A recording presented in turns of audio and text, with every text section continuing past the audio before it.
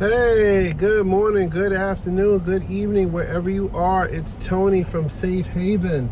I haven't been posting any content in the last couple of weeks because I've been really busy with the job and family and just taking care of things in my personal orbit that required my attention. But rest assured, now that holiday vacations are upon us, I have a lot more free time coming up so I can actually share with you some lessons and blessings and all of that I've learned in my Narc healing journey. Before we begin, go ahead and click the like and subscribe button if you haven't already. If you haven't subscribed, what's taking you so long? If you have, thank you. Welcome to the club. I'm so grateful for the growth that I've gotten since the summer. I mean, when I started out this summer, I had like maybe 10, 15 viewers, and now I got like a little over 350, 370-ish, around that area. And I'm proud of that. Like, I'm proud that I can help y'all. And I'm grateful for y'all. Like 370 of you guys and gals were like, he's got some worthy information. I'm gonna subscribe to him. So thank you. Right? So wanted to talk real quick. It's the holiday weekend coming up. It's Thursday, Thanksgiving. In the States, it's it's a big deal. In every other country, it's really not.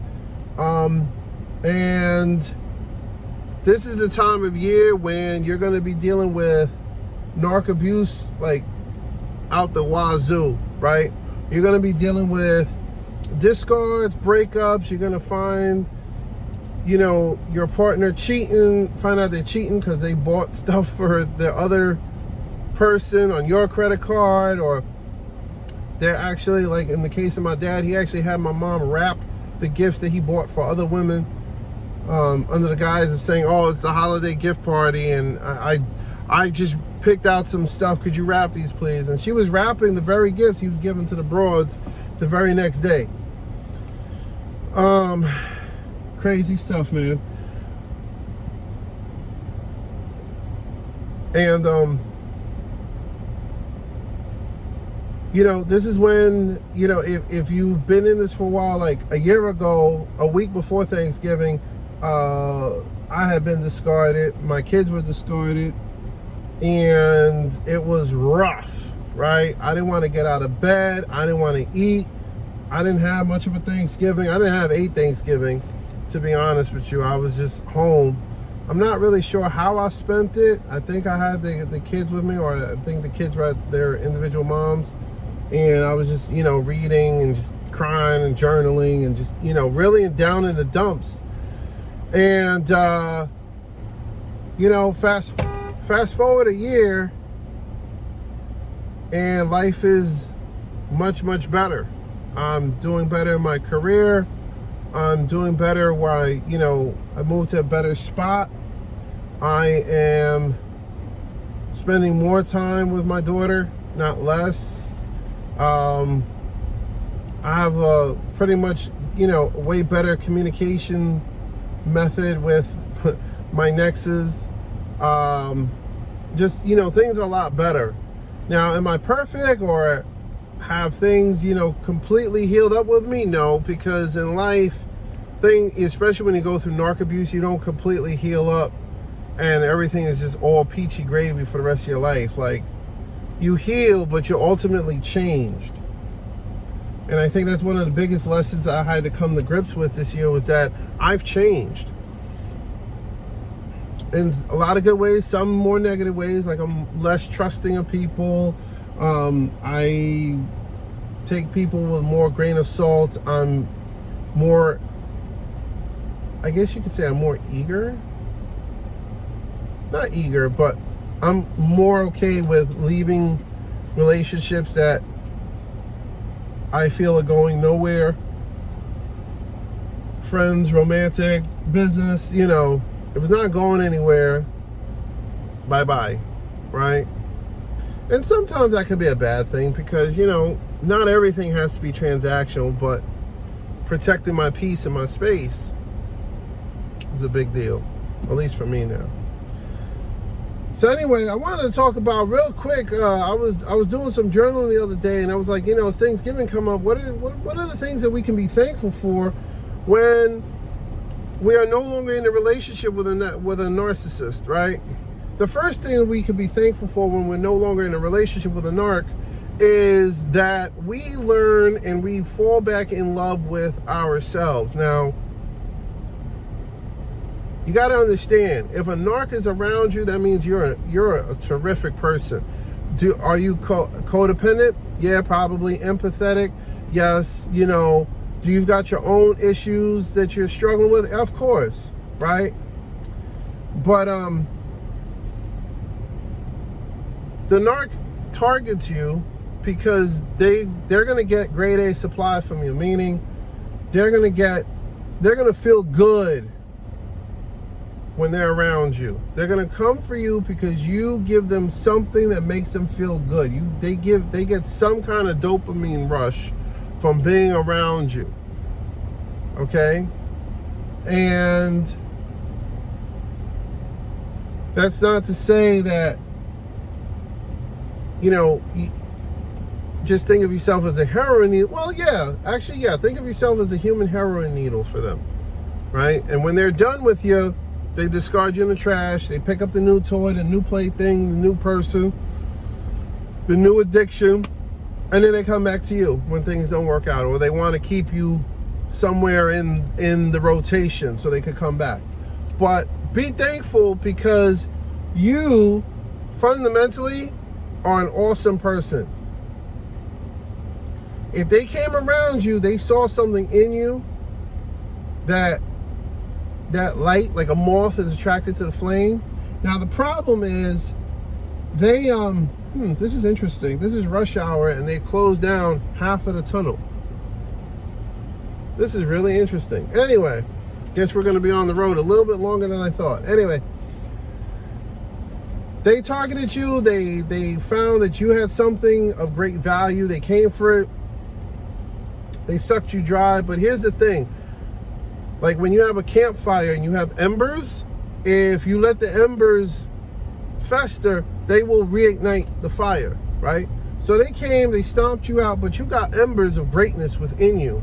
And those embers are enough to get you over the hump and through the dark area into the next phase of your life where you will be truly great. So be grateful for that. Dealing with them has proven to you and to everyone around you that you have what it takes to be that person, right? So that's the first thing. The second thing that you can be grateful for, that I'm grateful for dealing with the narcs, is that now I am aware of healthy dynamics. And the worst thing that can happen is not that you go back with a narc. Well, that can be the worst thing that happens. Or number two, you can get with someone who's very similar to the narc. If you do not heed and pay attention to the warning signs and do all you can to educate yourself. Now, there comes a point in time in which you don't need to read 15 articles and 12 books and listen to 48 podcasts and watch 14,000 hours of YouTube videos about narcissism. You'll know from the first date, or even the first conversation, or even just glancing over their social media, there's some high narc traits here. Every one of us has narc traits within us, but they're varying degrees, right? And there's even a term such as healthy narcissism, which I don't consider it healthy narcissism. I consider it self-preservation, wisdom, common sense, street smarts, whatever you want to call it, right? But you'll know, if you'll have the wisdom and the perception after learning enough and taking heed by what you're reading, you'll start to see, hey, there's some narc traits in this individual I'm not cool with. There's some gaslighting going on, right? Like a little while ago, I went on a date with somebody, and by all looks and appearances, very attractive, well-spoken, educated, connected with certain high net worth individuals in the world, checks all the boxes, lets me open the door for her, when we go driving and this and that. But I changed a song on the radio while I'm driving, and she just went ballistic, right? And I was like, yeah, no, I don't see this. I don't see this going anywhere. Sorry. Thank you for your time. And then, of course, came the ultimate, the gaslighting, what do you mean? Like, don't you understand? Like, I do care about you, but when are you going to take responsibility for how you acted that caused me to blow up on you? And yeah, that was really rude and so abusive that you changed the song. And I was like, no, I'm sorry. This isn't going to work. Thank you for your time. I wish you well. I wish you the best of luck. And that was it. Now, had you met Tony 10 years ago, I would have gone out on another date with her. I would have been like, yo, she a firebrand. She passionate. She just needs someone to love her through this. She needs someone to be her rock, her pillar. And I would have been a Dumbo and wasted time, money, and effort on an individual that would have ultimately dragged me to the pits of hell. Right? No. Okay? No. So, being with a narc taught me or forced me to educate myself on narcissism and what to look out for. And now I'm having a much better time of sifting or sorting the wheat from the shaft, so to speak, in the dating market. And let me tell you, there's a lot of weeds in that wheat, a lot of it. But I'd rather be single and unbothered than in a relationship with a next or a narc at all. So, at the end of the day, being with that individual forced me to learn more. So being with a narc is going to force you to learn and grow. That's the next thing to be grateful for. The next thing to be grateful for when dealing with a narc is that, yes, you waste a lot of time, money, and resources being with these individuals, to which they ultimately do not care and do not appreciate. But by doing so, you realize the depths of love that you have, and you can channel that love to yourself, right? In a form of healthy narcissism, which you start pursuing your goals, your dreams, your passions, your hobbies. What do you like to do? What do you want to learn about? Where do you want to take your career? What field do you want to explore? Okay? Dealing with them is going to become a catalyst for you to really go all in on your dreams. And if you haven't gone in on your dreams, or if you don't know what your dreams are, that's okay too. Now your playing field and your canvas is blank now.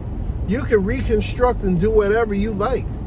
Oh, but I have kids, I have responsibilities, I have this and yeah, okay, no problem. You still have a blank canvas.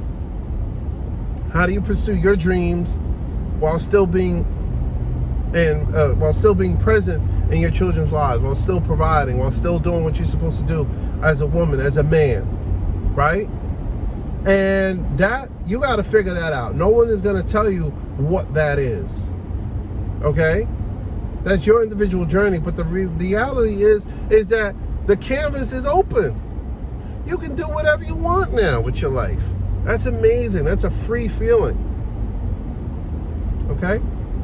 Now, the next caveat that you can be thankful for narc, whether discarding or whatever, is you now are able and free to not only start living your life, but also you can start looking to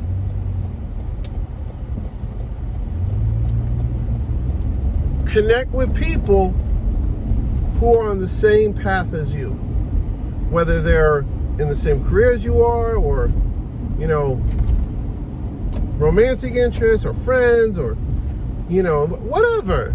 You now have the ability to connect with individuals who are more in line with your dreams. You now have time for that. You now have emotional reserves that you can connect with people. And trust me, when you're with a narc, whether they're the super abusive ones or they're the covert ones that are constantly undermining you, but not making it like they're undermining you, so you don't really know that you're being undermined, right? Either way, with them not being in your life or with you escorting them out your life expeditiously, you now can connect with people that are in tune and in line with where you want to go in life. Period. And it's okay if you can't find your tribe right away, because you know what? You'll find your tribe eventually. Always. Okay? And lastly, what you can be grateful to a narc for is, believe it or not, this may sound messed up, but believe it or not, because you went through that pain, you're now able to help others who are going through that pain, right? You're now able to talk and share from your own experience, whether however small or grand, you're able to help others. And I tell people all the time, I would not be where I am today if I did not make a conscious effort and choice to connect with fellow narc abuse victims. Had I stayed in my shell, had I bought into the lie that, well, I'm the only one, well, there's no one else out here, well, you know, this story is so unique to me. If I would have bought into that lie, I would not be where I am today. The fact is, I had a lot of people in my ear since the beginning were like, we went through what you went through. Yeah, we got dumped during the holidays. Yeah, we had someone who stole money from us. Yeah, we had someone who smeared our story. Yeah, we had someone who forced us to have to redo everything with children in tow, or career or school or this and that. Yeah. And once I started connecting with people, I was like, oh, snap. This really is happening out here. So, what I want you to do is to just sit back and understand that this is all part of the divine plan for your life. Whether you believe in God or the universe or fate or whatever suffering you're going through with your narc, whether it's, you know, an ex or a person you're in a relationship with and you're pretty sure that they check off all, you know, 5 out of 9 narc qualities. Listen, whatever they're doing is part of a plan to make you better. It's for you to go to the next level. Don't worry about them. What's happening is they're with you. They're taking all your time, your money, resources. Once they get bored, or once you start putting your foot down and saying, yeah, no, you're not going to do this to me no more, they're going to be off to the next person where they repeat the same thing over and over again. They do not care about you. They do not even care about themselves. Matter of fact, they hate themselves. The reason why a lot of times narcs are the way they are is because they hate themselves. Maybe they were abused when they were younger, so they have deep shame. Maybe they were praised too much when they were younger, and now they feel like they can't fulfill those obligations and they can't fulfill that promise of being the golden child or the best, you know, in class. Which is why, like, for instance, a lot of times you see, like, if you look back when you're in high school and you saw the people who were like the football jocks and whatever, and they were like the cool kids. Listen, not gonna lie, if you were a cool kid in high school, 95% of the time, you washed right now, right? You're washed. Why? Because when you were younger, you had people blowing hot air and smoke up your rear end so much that you never took the time to connect and really find out who your true self is. You never had the ability to either fail or make a mistake or, people were so busy praising you that your bad was washed over and glossed over. So you develop bad habits or bad ways of thinking. Now you can't break out of that. And now all you want is for people to just do as you say. And that's it, right? Now you're just using people because you just want that constant praise and adoration. You don't care about actually being a person of character. So, with that being said, and I know I'm probably ranting, and that's cool because my videos are free form. I don't script anything. I have a general idea what I'm going to talk about, and then I go forward with it. But that being said, back to the victims, back to the people who are hurting right now, back to the people who've been out of bad relationships for years and still get a twinge of anxiety having to deal with narcissistic family members, or get a twinge of anxiety having to deal with a narcissistic ex who you co-parent with or parallel parent with, actually, right? Or having to deal with a narcissistic coworker, or the boss that always insists on bragging and being really obtuse during holiday meetings. Listen, the pandemic, I'm glad that a lot of holiday shenanigans were canceled. I used to hate those holiday parties. People would come in and just show their rear end, and there was nothing you could say or do, right? It was expected of you to come through and either do a potluck or whatever. Like, I'm glad that we're putting a kibosh on that. Matter of fact, that should stay kiboshed. That's just my opinion.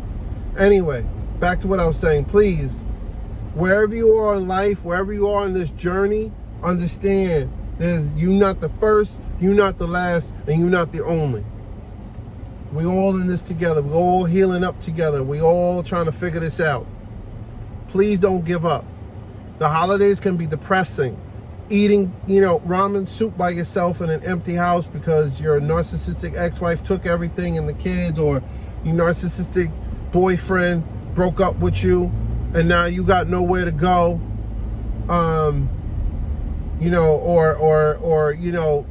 dreading or having to decline party invites or even Zoom invites because your narc uncle is going to be up in there drunk talking that schmack. Like, if you're there right now, please don't give up.